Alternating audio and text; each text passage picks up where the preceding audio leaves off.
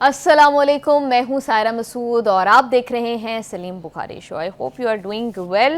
Let's begin our show with the most burning issue and most important question कि क्या America और Iran के दरमियान कोई डील होने जा रही है, क्योंकि Donald Trump in his recent statement seems very optimistic और जो नया प्रपोजल अमेरिका की जानिब से ईरान को भेजा गया है उसके अंदर भी कुछ हद तक फ्लेक्सिबिलिटी शो की गई है, मगर यूरेनियम मुंतकली के हवाले से अब भी जो है वो शदीद इख्तलाफ मौजूद है। अमेरिका चाहता है कि इस यूरेनियम को ईरान से बाहर मुंतकिल किया जाए, जबकि ईरान के सुप्रीम लीडर ने अपने रीसेंट बयान में कैटेगोरिकली ये कह दिया कि ईरान अपना यूरेनियम जो है वो मुल्क से बाहर मुंतकिल किसी सूरत नहीं करेगा। मीनवाइल हमारे फील्ड मार्शल साहब और मोहसिन नकवी साहब तेहरान में मौजूद हैं और इन इख्तलाफात को कम करने की कोशिशें कर रहे हैं। तो क्या इन विजिट्स के नतीजे में कोई डील हम देखेंगे, इस पर बुखारी साहब का तजिया लेंगे और प्रोग्राम के दूसरे सेगमेंट में हम बात करेंगे एक से ज्यादा सिंगल मीटर्स लगाने वाले बिजली सार्फिन जिनको सब्सिडी मिलती थी उनके खिलाफ गवर्नमेंट अब एक्शन लेगी और सब्सिडी लेने वाले सार्फिन के बिलों के ऊपर QR कोड्स लगाए जा रहे हैं। तो इन इकदामात का आम आवाम पर, गरीब आवाम पर क्या असर पड़ेगा, इसके ऊपर बात करेंगे। So let's move towards Salim Bukhari साहब। अस्सलाम वालेकुम बुखारी साहब, कैसे हैं? वालेकुम सलाम सायरा, आप कैसी हो? मैं बिल्कुल ठीक ठाक हूँ बुखारी साहब। कल बिल्कुल ऑल्टरनेटिव डेज चल रहे हैं। एक दिन हम बात करते हैं कि ट्रंप मुआहिदा करने लगा है, बड़ा ऑप्टिमिस्टिक है, दूसरे दिन हम हमलों की बात करते हैं। कल धमकियों की बात की थी, आज वो फिर से ऑप्टिमिस्टिक नजर आ रहे हैं। तो क्या कह रहे हैं वो जरा देखिए। जी बुखारी साहब, कल कह रहे थे कि 2 दिन के अंदर हमला कर देंगे, अब कह रहे हैं कि टाइम दे रहे हैं ईरान को, कोई अच्छा मुआहिदा होने का इम्कान मौजूद है। तो मुहावरा तो यह है कि ऊँट रे ऊँट तेरी कौन सी कल सीधी, लेकिन ट्रंप रे ट्रंप तेरी कौन सी बात का एतबार करें हम। कभी आप कुछ कहते हो, कभी आप कुछ कहते हो। अभी तो परसों की बात है जब उसने कहा था बस 1 घंटा रह गया था हमारा हमला करने में। जी देखिए, पहली बात तो यह है कि ये जो उठक बैठक है ना इनकी, कभी तो वो कभी तोला कभी मासा, इसलिए मुझे हैरत है कि इसको अपनी कौम के लोग नहीं पूछते कि प्रेसिडेंट साहब की तमाशा बनाया है, तुसी पूरे मुल्क का तवा लवा रहे हो, फिर तुसी कहते हो असी सुपर पावर हाँ। एनीवे, हैविंग सेड दैट, देखिए गुजारिश ये है कि अब वो ये फरमा रहे हैं कि अच्छा नतीजा हासिल करने के लिए, ईरान से डील करने के लिए मैं कुछ दिन इंतजार करने के लिए तैयार हूँ। आप ज़रा अंदाज़ा कीजिए कि वो बंदा जो ये कह रहा हो कि मैं हमला करने से 1 घंटा पीछे था, वो तो मुझे इत्तेहादी अगर खलीज के ना कहते तो मैं तो टकर गया था ईरान को।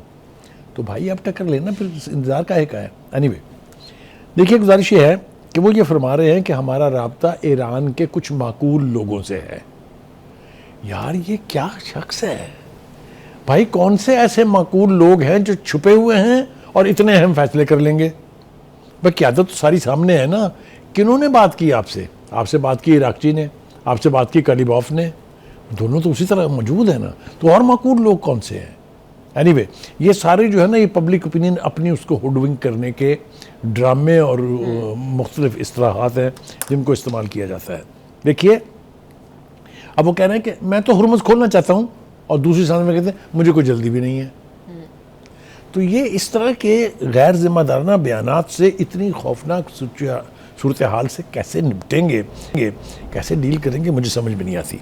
दूसरी तरफ आप ईरान को पेशकश भी फरमा रहे हैं कि हम आपके $25 अरब के असासे जो है रिलीज़ करने के लिए तैयार हैं और 3.6% तक अगर आप अफजूदगी यूरेनियम की का लेवल ले आएँ तो हम आपको इसकी भी इजाज़त देने के लिए तैयार हैं। इस पर आमादगी ज़ाहिर कर दी गई है। अच्छा जी, दूसरी तरफ एक सियासी मुबस्सिर हैं जी, अली गोल हॉकी, वो ये कहते हैं कि अमेरिका ने ईरान को एक जामे पैकेज पेश किया है जिसमें अहम तजावीज़ हैं। वही तजावीज़ हैं जिसकी तरफ मैंने इशारा किया है कि वो अब यूरेनियम की अफसूदगी की भी इजाज़त देने पर आमादा हैं और $25 अरब के एसेट जो है वो रिलीज़ करने के लिए भी आमादा है।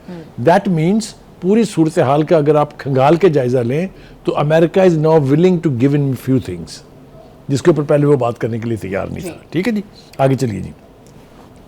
अमेरिका की ख्वाहिश है कि जंग का खात्मा भी हो जाए, हॉर्मज़ भी खुल जाए, पाबंदियों में नरमी और जौहरी इक़दामात से मुतल्लिक़ तमाम निकात पर एक साथ अमल हो। यानी वो कहते हैं कि सारी चीज़ें एक साथ कर लें। हाँ जी। ईरानियन पोजीशन इसके ऊपर जो है वो मुख्तलिफ है। वो ये कहते हैं कि पहले आप जंगबंदी को मुस्तकिल कर लें, फिर 30 दिन हम बैठ के आपके साथ मुज़ाकरात करके इफ्स एंड बट्स तय कर लेंगे, उसके बाद फिर हम फोकस करेंगे जौहरी प्रोग्राम जो है हमारा। ठीक है। लेकिन इसके ऊपर मुझे लगता है कि ट्रंप तो अब आमादा हैं, लेकिन उनकी जो नाजायज़ औलाद हैं वो आमादा नहीं है। उनकी आपस में टेलीफोन के हाँ ऊपर जी, क्या हुई है उसकी बिल्कुल। तफसील जो है वो भी हम अभी बुखारी साहब, अपने बहुत सारे मामलात के ऊपर तो आपने बता दिया कि अमेरिका गिवन करने के लिए तैयार हो चुका है, फ्लेक्सिबिलिटी दिखा रहा है, मगर जिस मामले के ऊपर हम बहुत देर से बात कर रहे हैं, जहां पर आपने बताया था कि अगर बोन ऑफ कंटेंशन बनेगी कोई चीज़ तो वो यूरेनियम की मुंतकली बनेगी, वही और हुआ। साथ और भी कहा था कुछ कि ईरान इसके ऊपर कभी आमादा आमादा नहीं होगा। एग्जैक्टली सुप्रीम लीडर ने वही बात की है। सुप्रीम लीडर के ऑन एंड ऑफ कम ही बयान आते हैं, मगर जब भी आता है तो वो यही बात करते हैं कि यूरेनियम तो ईरान से बाहर नहीं जा रहा। देखिए, सिर्फ ये उनका तो खैर हरफ जो है वो हतनी है ना, लेकिन इससे पहले प्रेसिडेंट पोज़ेशकियान कह चुके हैं, उससे पहले इराकची कह चुके हैं, उससे पहले कालीबॉफ ने कहा कि ये हमें उतना ही प्यारा है जितनी हमें अपनी सरजमीन प्यारी है, अपनी मादरे वतन की तरह से ये भी हमारा एक नेशनल एसेट है। तो इसके ऊपर तो कभी भी किसी ने आमादगी ज़ाहिर नहीं की है कि हम इसको बाहर भेजने के लिए तैयार हैं। ठीक है जी, वो कहते हैं ना कि ख्वाहिशात के ऊपर तो कोई पाबंदी नहीं है। वो ट्रंप की ख्वाहिश है ये कि इसको या तो हम ले जाएंगे खुद, उसने नेतन्याहू को 3 मरतबा तो टेलीफोन पे कहा है ये मैं जाऊंगा और जाके वहाँ से उठा लाऊंगा। वो उठाने की एक कोशिश करके देख ली ना, उन्होंने 5 अपने जहाज जो है वो गिरा के और वापस चले गए थे मुँह अपना सर लेके, याद है आपको? तो कहने का मतलब यह है कि इनके मुतालबे से, इनके दावों से, इनकी धमकियों से तो ये यूरेनियम बाहर जाने से रहा जी। लेकिन जो सुप्रीम लीडर ने कहा है, जिसका आपने हवाला दिया है, उनका आर्गूमेंट बहुत स्ट्रॉन्ग है। वो ये कहते हैं कि इस वक्त तो हमारे पास ये एक हाई वैल्यूड चिप है, अगर हम इसको बाहर भेज देते हैं तो फिर अमेरिका और Israel will have a free walk, they will have a walk over, चढ़ दौड़ेंगे हम पर। अभी तो इससे डर है ना उनको। तो मैं समझता हूँ कि ये बहुत वैलिड आर्गूमेंट है। दूसरी बात यह कि इसी हवाले से एक और बात जो है इंपॉर्टेंट है, वो ये है कि रशिया जो है उसने ये ऑफ़र की है कि मैं यूरेनियम की मुंतकली के हवाले से ईरान की मदद करने के लिए तैयार हूँ, लेकिन साथ ही एक प्रोवाइजो जड़ दिया है कि इसका फैसला कोई और नहीं, ईरान करेगा, ईरान खुद करेगा। बिल्कुल। बुखारी साहब, रशिया कितनी स्ट्रॉन्ग पोजीशन इस सूरत हाल को किस तरह से इम्पैक्ट कर सकती है? जी, रशिया की इतनी स्ट्रॉन्ग पोजीशन के वो ये कैटेगोरिकली कह रहे हैं कि ईरान डिसाइड करेगा, ये ईरान का इंटरनल मैटर है कि उन्होंने। देखिए, पहली बात तो ये कि हम ये देखते हैं कि इंटरनेशनल नॉर्म्स क्या है। इंटरनेशनल नॉर्म्स ये हैं कि वो लोग जो NPT के सिग्नेटरीज हैं, जो IAEA के तहफ़्फ़ुज़ात की पाबंदी करते हैं, उनको यूरेनियम अफसूदगी का हक हासिल है। लेकिन अगर आप UN के चार्टर और UN के कन्वेंशंस के ऊपर जाएं तो हर मुल्क जो है वो पीसफुल पर्पसेस के लिए 3.67% तक यूरेनियम अफसूदा कर सकता है जी। तो ईरान क्यों नहीं? दूसरी बात यह है कि मेरा हमेशा से आर्गूमेंट यह है कि सबके पेट में दर्द पहले रहा है, अब तो खैर सिर्फ अमेरिका और इसराइल के है कि जी हाय अल्लाह जी, वो देखें जी वो उनका न्यूक्लियर प्रोग्राम जो है वो बहुत बड़ा ख़तरा है। भाई, अभी तो उन्होंने कुछ किया नहीं है। वो जिन्होंने सब कुछ किया हुआ है उससे किसी ने पूछा है? मुझे समझ में नहीं आती दुनिया की मोरालिटी कहाँ गर्क हो गई है। यानी ईरान जिसने ना कभी ख्वाहिश जाहिर की है, ना कभी इरादा जाहिर किया है, ना कभी एक्सपेंशनिस्ट डिज़ाइंस का मुजाहरा किया है कि किसी स्टेट पर या किसी पड़ोसी पर चढ़ दौड़े हों, उससे तो आप सुबह शाम हिसाब मांग रहे हैं।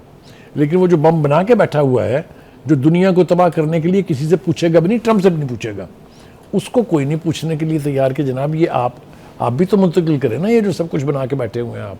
तो ये जो दोहरा मेयार है ना दुनिया का, ये भी बहुत बड़ी यानी शर्मनाक बात मैं इसको कहूँगा। जी बिल्कुल बुखारी साहब, दो बड़े अहम सवालात के फर्स्ट ऑफ ऑल तो ये कि यूरेनियम की मुंतकली पर हमने बात की कि इख्तलाफ मौजूद है। अमेरिका ने बहुत सारी चीज़ों के ऊपर गिवन किया, क्या इसके ऊपर भी अमेरिका गिवन कर सकता है? क्योंकि डोनाल्ड ट्रंप रिपीटेडली माजी में की गई डील्स को क्रिटिसाइज करते रहे हैं और उन डील्स के नतीजे में ऑल्दो ईरान अपना यूरेनियम रशिया मुंतकिल कर चुका था, तो अगर अब ट्रंप ये भी हासिल ना कर पाए तो उनके लिए एट द सेम टाइम बहुत एम्बैरेसिंग सिचुएशन होगी। देखिए, उनके लिए एम्बैरेसिंग सिचुएशन तो जंग ना जीतना भी है ना जी।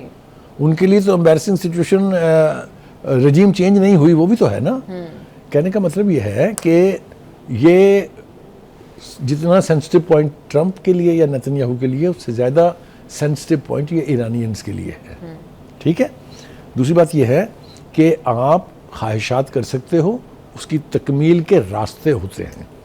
ईरान मुज़ाकरात के लिए आमादा हुआ, ईरान ने मुज़ाकरात किए संजीदगी से। ईरान की लीडरशिप ये समझती है कि ट्रंप और नेतन्याहू काबिल एतबार नहीं है। इन्होंने अक्सर जो है वो मुआहदों की पासदारी नहीं की है।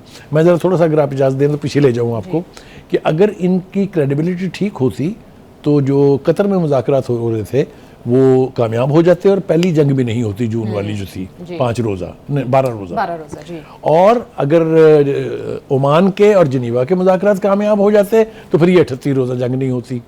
तो कहने का मतलब ये है कि you are such a great betrayer कि आप नेगोशिएशन टेबल से उठ के हमला कर देते हैं। तो क्रेडिबिलिटी आपकी स्टेक पर है, ईरानियंस की नहीं है। ईरानियंस ने कुछ इनिशिएट नहीं किया। तो कहने का मतलब ये है कि आपको अपनी क्रेडिबिलिटी को रिस्टोर करने की गरज से, अपने आप को काबिल एतबार बनाने की गरज से बहुत सारी चीज़ें गिवन करना होंगी।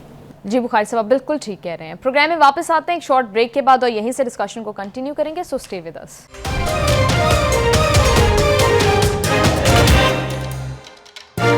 Welcome back to the show. Bukhari साहब, आपने माजी का हवाला दिया और हिस्ट्री बहुत इंपॉर्टेंट होती है इस तरह के इवेंट्स के अंदर कि क्या प्रेसिडेंट माजी में सेट किया गया।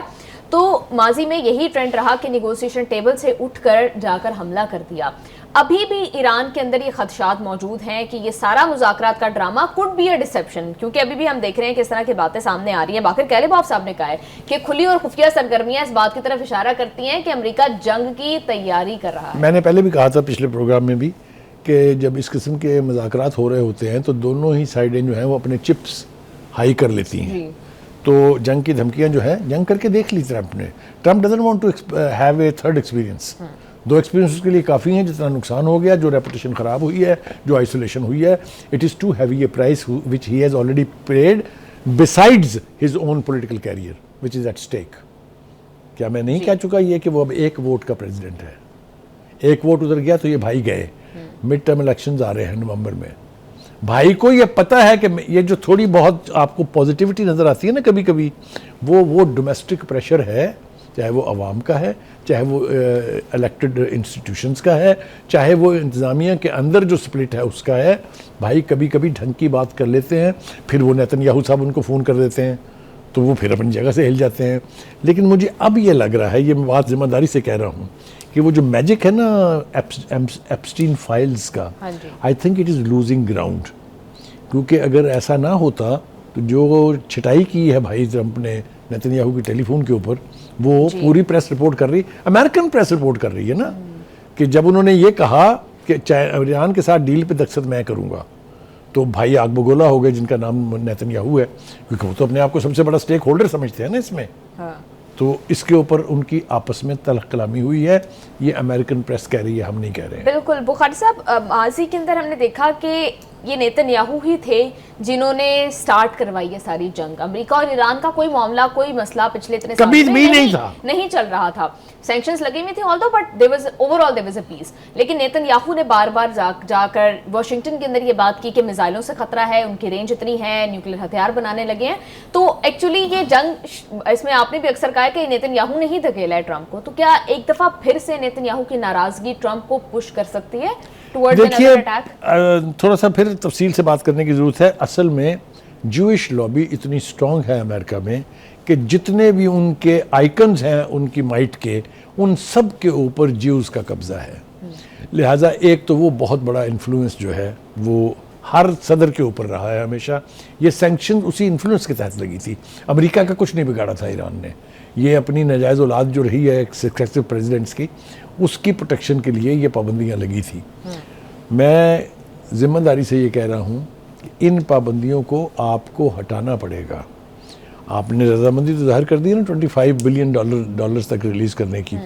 देखें, मज़ाकरात होते हैं गिव एंड टेक पर। आपको कुछ ना कुछ छोड़ना पड़ेगा, इसलिए कि जो आपका दुश्मन है कद काठ में ताकत के एतबार से छोटा ज़रूर है, मगर है बॉर्निडर, पड़ता है आपके गले को या टांग को। तो इसलिए कुछ ना कुछ आपको दिए बगैर आपकी जान नहीं छूटती। हमला नहीं हो सकता, इसलिए कि जितना नुकसान हो चुका है, जितनी मुखालफत उसकी मुल्क के अंदर और बाहर है, मैं नहीं समझता कि Trump can take a risk of a third go at Iran. बिल्कुल बुखारी साहब, आपने बड़ी इंपॉर्टेंट चीज़ की तरफ इशारा किया था डिस्कशन के दौरान, वो है मिड टर्म इलेक्शंस। तो मिड टर्म इलेक्शंस, आप सही बात कर रहे हैं कि ट्रंप का जो कैरियर है, पॉलिटिकल कैरियर, वो एट स्टेक है। तो मिलिटरीली वो ये जंग नहीं जीत सके हैं। अगर नेगोशिएशन में भी कुछ हासिल ना कर सके, बल्कि उल्टा ईरान को दे ही आ रहे हैं, उनके मुंजे में दसासे खोल रहे हैं, उनके जो 2015 की डील थी उसके ऊपर यूरेनियम का लेवल वापस लेकर आ रहे हैं, तो America is actually giving in. तो अगर मैं ट्रंप के बयानात पर यकीन करूं तो ये जंग तो वो जीत चुके हैं, ईरान तो बर्बाद हो चुका। क्या उन्होंने 5 रोज़ा वो जो 12 रोज़ा जंग थी उसके बाद नहीं कहा था कि हम जंग जीत गए, हमने उनको बर्बाद कर दिया, कुछ नहीं बचा उनके पास? क्या इस जंग के पहले चंद दिनों के बाद से वो ये नहीं कह रहे कि ईरान तो बर्बाद हो गया? ना वहाँ फौज है, ना वहाँ फ़ज़ाइया है, ना वहाँ नेवी है, नाक में दम किया हुआ है उन्होंने। आपको गल्फ क्रॉस करके दिखाए ना मुझे हुर्मस, किसी के बाप में मजाल नहीं है अभी भी। तो कहने का मतलब ये है कि उनको ग्राउंड रियलिटीज़ रियलाइज़ कराई जा रही हैं कि भाई बाज आ जाएं ये। और ईरान की तरफ से तो बड़े खुले लफ्ज़ों में कह दिया गया है, if you come next time you will remember what happened. बिल्कुल बुखारी साहब, 2015 की डील से निकलने का फ़ायदा क्या हुआ ट्रंप को, अगर उन्होंने 3.67 पर अग्रीड ही होना था? कोई फ़ायदा नहीं हुआ है, और इसीलिए तो अपने ज़ख्म चाट रहे हैं। इसीलिए तो हड़बोंग की तरह से हर वक्त जो मुंह में आ रहा है कह रहे हैं कि उन्होंने कुछ भी गेन नहीं किया है, नुकसान भी कराया है, रेपुटेशन भी ज़ाया की है, आइसोलेशन का शिकार भी हुए हैं, मुल्क के अंदर मुखालफत भी अरूज के ऊपर है। तो ये नुकसान इतना बड़ा है कि इसको सस्टेन करने के लिए उनको, वो जिसे कहते हैं ना कि ज़बान खल्क को नकारा खुदा समझो, पूरी दुनिया अब आपकी इस जंग के खिलाफ है। सब ने डिसोन कर दिया ये कह के कि ये हमारी जंग नहीं है। खलीजी ममालिक जिनको आप अपना इत्तेहादी कहते हैं, वहाँ सोच तब्दील हो रही है, सोच तब्दील हुई है। हाल ही में बहुत क्लोज एलाइज ने भी कहा please don't use our soil for attack on Iran. उन्होंने ये कहा कि दोबारा अटैक नहीं कीजिएगा क्योंकि उसके रेपरकशंस तो हमें भुगतना पड़ती है और आपने हमारी कोई मदद नहीं करनी। हाँ जी बिल्कुल। बुखारी साहब, अभी आप रूस की बात कर रहे थे, तो ऑब्वियसली हम जानते हैं कि सुप्रीम लीडर की क्लियर पोजीशन है कि ईरान जो है अपना यूरेनियम मुंतकिल नहीं करेगा, और अमेरिका तो किसी सूरत नहीं करेगा। माजी में ये हुआ कि यूरेनियम मुंतकिल किया गया रशिया में, अभी चीन मुंतकिल करने पर भी गौर किया जा रहा है। तो कोई डील ब्रेक करने के लिए क्या ये हो सकता है कि चीन के पास टेम्परेरीली रिखवा दिया जाए? अगर तो ईरान की बहुत सारी चीज़ें जो हैं वो होने जा रही हैं, मिसाल के तौर पर उनके ऊपर इकोनॉमिक सैंक्शंस ख़त्म कर दी जाएं, उनके सारे एहसासे जो है रिलीज़ कर दिए जाएं, तो as a compromise go safe hands हैं। चाइना के हैंड्स ईरानियन भी समझते हैं कि सेफ हैं, वो वहाँ रखवाई जा सकती है। ये इवेंचुअलिटी हो सकती है एक। अभी फ़िलहाल तो जिस तरह का बयान सुप्रीम लीडर का आया है वो ये है कि absolutely talk about something else, not this transfer और शिफ्टिंग ऑफ, यानी जो अफसूदा यूरेनियम का स्टॉक है उसकी बात ना करें। लेकिन अब दूसरी तरफ अगर आप देखें तो ट्रंप जाए तो जाए कहाँ? हाँ जी, सिचुएशन ये है ना कि चार निशाने चित हैं। He got stuck just because to please his illegitimate son Netanyahu and under the fear of the Epstein files, वो जो कुछ कर चुके हैं उसको समेट ही लें, वो तो यही बहुत बड़ी उनकी अचीवमेंट होगी। बिल्कुल बुखारी साहब, और इस टाइम पर जो इख्तलाफात मौजूद हैं उनको कम करने के लिए पाकिस्तान एक दफ़ा फिर से कोशिशें कर रहा है। हमारे वज़ीर दाखिला साहब और फील्ड मार्शल साहब तेहरान में मौजूद है, तो उनके इस विजिट का इम्पैक्ट क्या होगा, कितने सिग्निफिकेंट है, इस पर ब्रेक से वापस आकर बात करेंगे। साथ रहिएगा।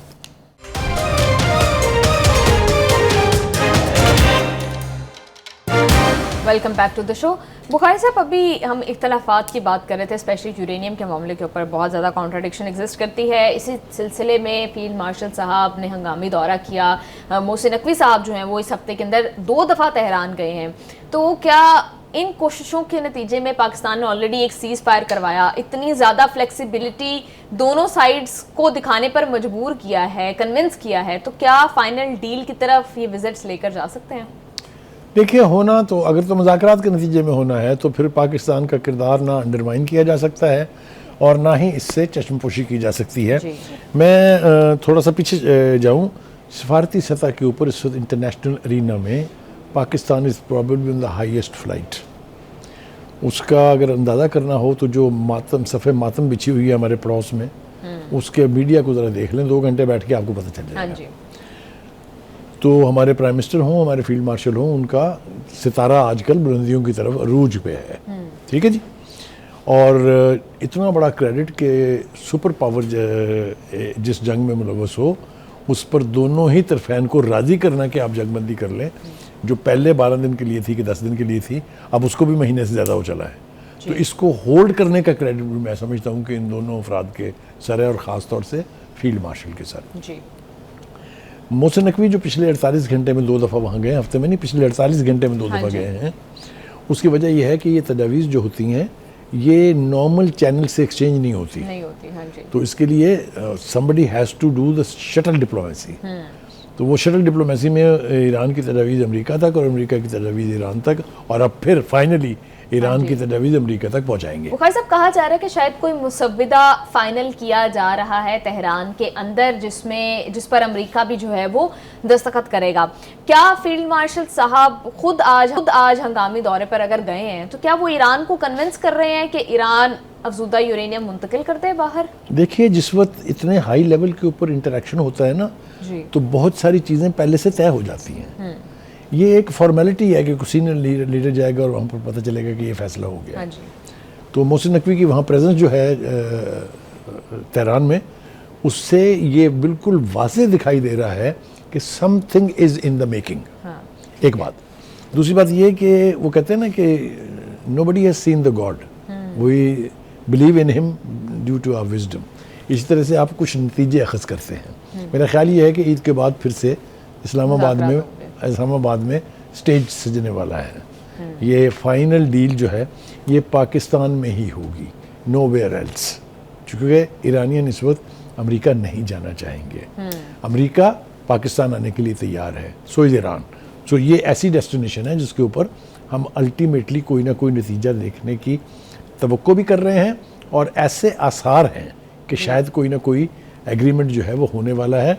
लास्ट मिनट के ऊपर जिसको कहते हैं नोक पलक दुरुस्त करना, ये अब उस मुआहदे की नोक पलक दुरुस्त हो रही है। ठीक है, और वो नोक पलक दुरुस्त शायद यूरेनियम के हवाले से ही हो रही है, क्योंकि अभी मैं आपसे भी डिस्कस कर रही थी ब्रेक में अंदर, मैंने अपडेट देखी कि पुतिन ने भी शी जिनपिंग से इस हवाले से रब्ता किया है कि ईरान का यूरेनियम स्टोर किया जाए रशिया के अंदर। तो आपको लग रहा है कि इस मामले के ऊपर इन एक्सचेंज फॉर दिस के अमेरिका गिवन करे बाकी सारे मामले? अब आपका इशारा जो है कुड प्रो की तरफ है कि इसके बदले में ईरान को क्या मिलेगा। एग्जैक्टली। दो बुनियादी बातें जिसके ऊपर, बल्कि तीन। एक तो ये है कि अबना हुर्मस से वो चाहते हैं कि नाकाबंदी खत्म करके अमेरिकन यहाँ इस खित्ते से निकल रहे हैं। ठीक है। दूसरा ये कि हमारे खिलाफ जो 47 साल से सैंक्शंस हैं उनका खात्मा किया जाए। तीसरा ये कि हमारे जो एसेट आपके पास आपने कब्जा किया हुआ है उनके ऊपर, वो हमें वापस किए जाए। अगर अमेरिका इसके ऊपर राजी हो जाता है और यूरेनियम मुंतकिल हो जाए तो I think for Iran this will not be a bad deal. मगर ईरान सवाए रशिया और चाइना के और किसी मुल्क को भेजने के लिए आमादा नहीं होगा। तो मेरा ख्याल ये है things are moving in a direction and at a speed कि something quickly is in the making. We hope के ये जो खित्ता है, इस खित्ते से जंग के बादल हमेशा के लिए छट जाए। इस खित्ते में जो रियासतें हैं वो पुरअमन तरीके से रह सकें। एक और बात जो बहुत इंपॉर्टेंट है वो ये है कि जिसका आपने जिक्र भी किया था कि अमेरिकन इन्फ्लुएंस जो है वो इस खित्ते से कम होता दिखाई दे रहा है।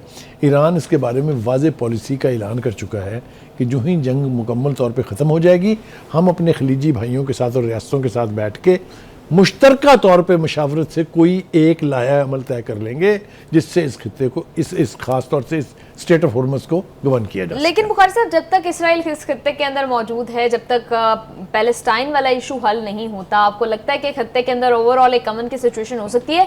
क्योंकि हमने ये भी तो खबर सुनी थी कि अगर खित्ते के बाकी ममालिक से अमरीकी बेसिस चली भी जाएं तो अमरीका इसराइल के अंदर बेसिस बनाने पर रहा है। देखिए, ये तो इजरायली प्रोपेगेंडा है, क्योंकि अगर ऐसा करना होता तो बहुत पहले हो चुका होता और ट्रंप आते ही ये कर देते। मैं आपको एक बात बता दूं वसूख के साथ, अगर अमेरिका अपनी किसी इंटरनेशनल कमिटमेंट के तहत या अपने नुकसान और अपने ज़ख्म चाट के फैसला कर ले कि हमने नेतन्याहू के किसी मिलिट्री एडवेंचर को सपोर्ट नहीं करना, वही तब देखिए ना तो 4 घंटे की मार है इसराइल। ये वो चख चुके हैं 12 दिन की जंग में भी, और ये उन्होंने चखा है इस दफ़ा भी। 1 महीना और 13 दिन तक पूरी कौम बंकर में सोई है जो कब्रिस्तान होता है।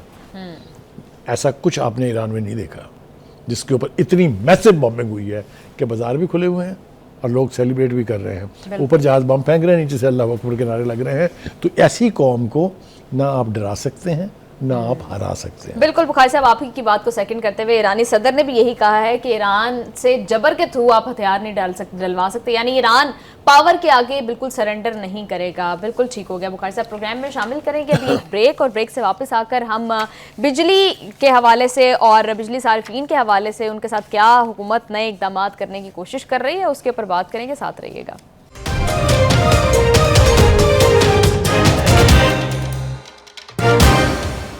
Welcome back to the show. Bukhari साहब, अभी हम देख रहे हैं कि हुकूमत जो है वो काफ़ी स्ट्रिक्ट एक्शंस ले रही है उन लोगों के खिलाफ जो एक से ज़ायद मीटर लगाकर सब्सिडी लेने की कोशिश कर रहे हैं, और फिर QR कोड्स जो है वो उनके बिलों के ऊपर लगने शुरू हो गए जिनको सब्सिडी दी जा रही है बिलों के ऊपर। लेकिन बहुत ज़्यादा इबाहम मौजूद है इस हवाले से, कुछ समझ नहीं आ रही, कुछ क्लैरिटी नहीं है कि गवर्नमेंट क्या करने जा रही है। इसमें कैसे डिफ्रेंशिएट किया जाएगा कि एक्चुअली कौन जो है वो राइट पर है और कौन रॉन्ग पर है? बिल्कुल आपने ठीक कहा है। मेरे ख्याल से हुकूमत की ये स्ट्रेटजी है कि लोगों को पागल बनाए रखें और माल जो है उनसे खींचते जाएं। ये IMF का वफद जब भी पाकिस्तान में आता है ना, ऐसे ऐसे लूट मार के तरीके बता के जाता है हुकूमत को कि अपने अल्ले तल्ले ख़त्म नहीं करेंगे, आवाम का खून चूसने के लिए तैयार हो जाएंगे। एक वक्त था, मुझे अच्छी तरह से याद है, जब ये कहना कि ये बजट हुकूमत जो है ये IMF का बना रही है, it was a negative expression on the government. अब फ़ख्र से आपका फाइनेंस मिनिस्टर और प्राइम मिनिस्टर कह रहा है कि हम तो IMF की मुशावरत से बजट बना रहे हैं। जब हम मुशावरत से बनाएंगे तो फिर यही कुछ होगा ना। देखिए, इस वक्त जो सबसे बड़ा कंसर्न है, और ख़ास तौर से मुझे खुशी है कि हमारे प्रोड्यूसर जो हैं उसके ऊपर फोकस किए हुए हैं, क्योंकि आम आदमी की ज़िंदगी अजीरन होने जा रही है। देखिए ना, जॉइंट फैमिली सिस्टम, उसमें 3 मुख्तलिफ कुनबे रह रहे हैं, बाप है, बेटा है, दूसरा बेटा है, 3 मीटर लगे हुए हैं। क्या आप उनको एक यूनिट ट्रीट करके और बाकी 2 का कलाकर्मा करने जा रहे हैं? क्या आप किराएदार के लिए ये करेंगे कि कोई किराएदार अगर रह रहा है तो उसकी सब्सिडी जो है, अगर वो 200 यूनिट से ज़्यादा जलाता है तो वो ख़त्म करेंगे? सब हौच पौच है, सब कुछ ना बीच में गड़बड़ हुआ है, क्लैरिटी बिल्कुल नहीं है। एक तो मैं समझता हूँ कि हुकूमत को चाहिए कि वो टीवी के ज़रिए आवाम को एजुकेट करें कि ये आप करने क्या जा रहे हैं। हाँ जी। किसको इससे नुकसान होगा, किसको इससे फ़ायदा होगा। लेकिन मैं आपको यकीन दहानी कराता हूँ कि ये हुकूमत नहीं करेगी, इसलिए उनको सिर्फ माल चाहिए। ठीक है, वो मुझे याद है एक फिल्म आई थी, रोए या समथिंग नाम था उसका, उसमें एक नारा था कि अगर पाल नहीं सकते तो पैदा क्यों करते हो। मैं हुकूमत से कहता हूँ कि अगर आप गरीब आवाम का भला नहीं कर सकते तो फिर हुकूमत क्यों करते हो। आपको हुकूमत दी जाती है गवर्नेंस के लिए, खून निचोड़ने के लिए नहीं। ठीक है जी। दूसरी बात, अब एक और नई दरफुंतनी जो है वो ये है कि जी 1 जनवरी 2027 से आम आदमी का कत्लेआम, मुआशी कत्लेआम कैसे होगा, वो हमें ये बताया जा रहा है कि जो बुनियादी टैरिफ है, चाहे वो गैस का है चाहे वो बिजली का है, उसके ऊपर से जो बुनियादी सब्सिडी दी जा रही है वो सब कुछ विड्रॉ हो जाएगा। मुझे जो मेरा प्रोड्यूसर बताता है वो ये कहता है कि इस किस्म की हरकत से एक आम आदमी के बिजली का बिल जो है उसमें 8 से 10 हज़ार रुपये का इजाफा होगा। आप मुझे बताइए कि जिस किस्म की मुआशी तंगदस्ती इस वक्त एक आम आदमी को दरपेश है, इस तरह के हथकंडे कर करके अगर आप उसकी ज़िंदगी को और अजीरन बनाने जा रहे हैं तो बिल आखिर ये कौम चीख पड़ेगी। मैंने कई दफ़ा प्रोग्रामों में कौम के चीखने की मिसालें दी हैं, जब वापडा के दफ्तरों को आग लगती थी, जब सुई गैस के दफ्तरों को आग लगती थी, एंड सियासी जमातों के दफ्तरों को आग लगती थी। मेरे ख्याल से जिस बर्क रफ्तारी से हम ये फैसले कर रहे हैं, ये मुझे होता दिखाई दे रहा है। बिल्कुल बुखारी साहब, जिस तरह से कभी फ्यूल की प्राइसेस बढ़ा दी जाती हैं, उसके ऊपर भी एडिशनल टैक्स लिया जा रहा है जंग की मद के अंदर, अभी भी टेक्निकलिटीज के अंदर उलझा के आवाम को कि समझ ही नहीं आ रही। एक बात रह जाएगी, हुकूमत के तर्जुमान ने थोड़ी सी वजाहत करने की कोशिश की है कि जो 200 यूनिट तक की जो छूट है, यानी जिसके ऊपर सब्सिडी दी जा रही है, उसको चेंज करने का हमारा कोई मंसूबा नहीं है। लेकिन मैं आपको 20 मिसालें दे सकता हूँ कि हुकूमत की तरफ से इस तरह की तसल्लियाँ देने के बावजूद गरीब आदमी और आम आदमी का कबाड़ा जो है वो कर दिया जाता है। ये इस पर स्क्रीन पर जो आप देख रहे हैं, जो हमारे बिजली के मिनिस्टर बैठे हुए हैं, इन्होंने IPP से लेके और आज तक कौम से बहुत झूठ बोले हैं, बहुत झूठ तसलसल के साथ बोल रहे हैं। मेरे ख्याल से हुकूमत के लिए हम मुतालबा करते हैं कि हुकूमत इस पूरी स्ट्रेटजी को जो IMF के कहने पर वो करने जा रही है, अपने अवाम सोचें और तरीके से पैसे बचा लें। 50 तरीके हैं किसी ने अपने अल्ले तल्ले ये जो लॉकडाउन हुआ है, हाँ जी। आप मुझे बता दें अगर हुकूमत के एक्सपेंडिचर में 2 रुपए भी कम हुए हों तो ये लॉकडाउन मेरे आपके लिए है। वो जो अयाशियाँ हैं वो उसी तरह से हैं। बिल्कुल बुखारी साहब, मैं भी आपसे यही बात करी थी कि हम देख रहे हैं कि कभी फ्यूल की प्राइसेस बढ़ा देते हैं, कभी इस तरह बिजली के बिलों के अंदर से सब्सिडी तरीके से खत्म करने की बात हो रही होती है, लेकिन एक्चुअली जो करने वाला काम है टैक्स कलेक्ट करने के लिए जरूरी तो ये है कि आप अपने टैक्स नेट जो है उसको उस बेस को ये broad आपने ना कि सही चाबी पकड़ी है। असल में हुकूमत का फेलियर है उन सेक्टर से टैक्स प्रॉपरली रिकवर करने में जो उनके बस से बाहर है, चाहे वो बिग लैंडलॉर्ड्स हैं, चाहे वो वडेराज हैं, चाहे वो इंडस्ट्रियलिस्ट हाँ हैं। सिर्फ गला किनका काटेंगे? जो सैलरीड क्लास है, जिनके ऊपर से टैक्स जो है उनके सोर्स पर से कट जाता है। यानी मेरी और आपकी मर्जी को कोई दखल नहीं है, जो वो फैसला FBR कर ले वो टैक्स मेरा और आपका कट जाएगा।